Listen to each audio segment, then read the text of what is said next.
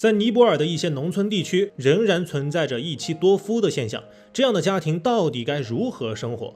尼泊尔是一个位于南亚山区的内陆国家，北面与中国的西藏地区相邻，其余三面都与印度接壤，是目前世界上唯一的一个新民主主义共和国。80%以上的人口都以农业为生，也是世界上最不发达的国家之一。经济落后正是他们一妻多夫制保留到今天的原因之一。在尼泊尔的一些地区，尼泊尔当地女性到了适婚年龄就必须要嫁人，嫁的往往不是一个男人，而是多个男人。更让人无法理解的是，尼泊尔女性嫁的男人们一般都是来自同一个家族的兄弟，这意味着一个家族中有几个兄弟，她就会有几个丈夫，少则2个，多则6个、7个的情况也是不少见的。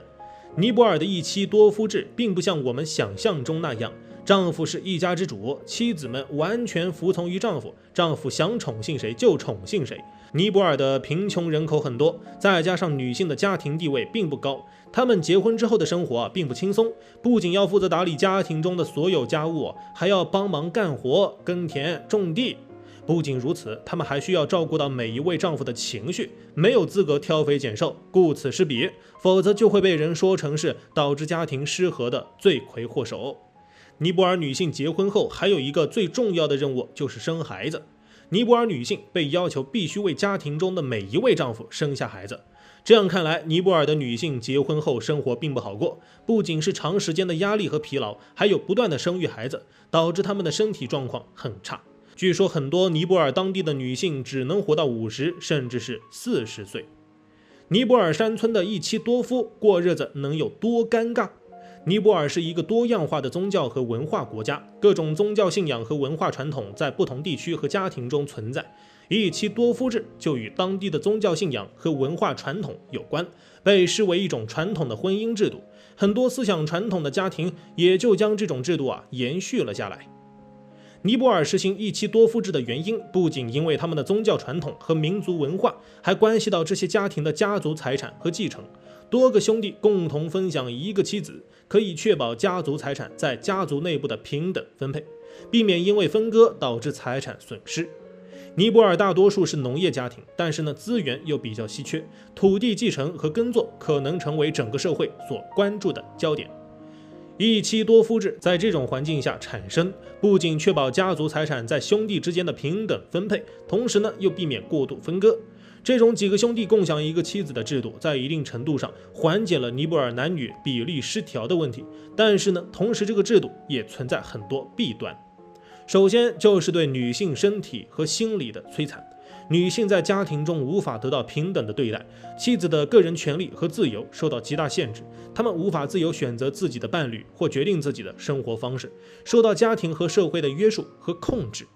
在一妻多夫制的家庭中，夫妻生活的轮换制是常见的做法，妻子会按照一定的顺序陪伴每一个丈夫，这种方式保证了每一个丈夫都有平等机会与妻子相处。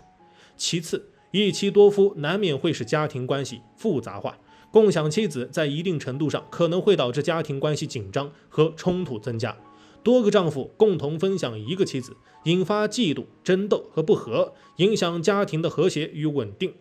还有就是道德层面的矛盾和对社会发展的影响。尽管一妻多夫制是尼泊尔一些地区的传统文化习俗，但在现代社会中，受到社会认同和文化压力的影响，不论是个人还是家庭，如果都坚持遵循传统习俗，很可能会阻碍当地经济和文化的发展。尼泊尔一妻多夫制，几个丈夫多半都是亲兄弟，甚至是父子，放眼全世界都是相当炸裂的存在。这种婚姻制度肯定无法得到国际社会认可，但由于是长期以来的传统习俗，当地政府对此持默许态度。在尼泊尔的法律体系中，这种婚姻形式是被接受的，只要符合特定的亲属关系要求。其次，除了尼泊尔，还有一些国家和地区也还存在着这种一妻多夫的婚姻关系。在我国四川、云南交界处的一个古老村落俄亚大村，由于地处深山，交通条件不发达，还有一些家庭保留着一妻多夫的古老习俗。但是与尼泊尔不同，俄亚大村的女性地位就高得多，她们可以根据自己的意愿选择丈夫。俄亚大村有这样的习俗也是有原因的，这里男多女少，比例失调，一妻多夫在一定程度上解决了村内的光棍问题。延续血脉。但是中国社会平等观念的冲击和社会不断发展的影响下，这种习俗也在不断被摒弃。随着现代化的进步和文化的发展，尼泊尔的一些年轻人开始接触到更多的生活方式和观念，许多人已经开始质疑这种传统的婚姻制度，并寻求改变。一些独立的女性走出大山，开始外出打工赚钱，不再完全依赖家庭中的男性成员。总的来说，尼泊尔的一妻多夫制是一种历史已久的特殊社会现象，它反映了这个地方的历史、文化和经济状况。尽管这种制度给女性带来了不少困难，但它也是尼泊尔文化的一部分。对于当地居民来说，它已经成为他们生活中不可或缺的一部分。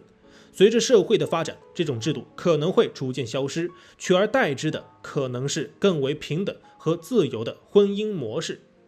每天嗨科普，我是闪电哥，咱们下期见。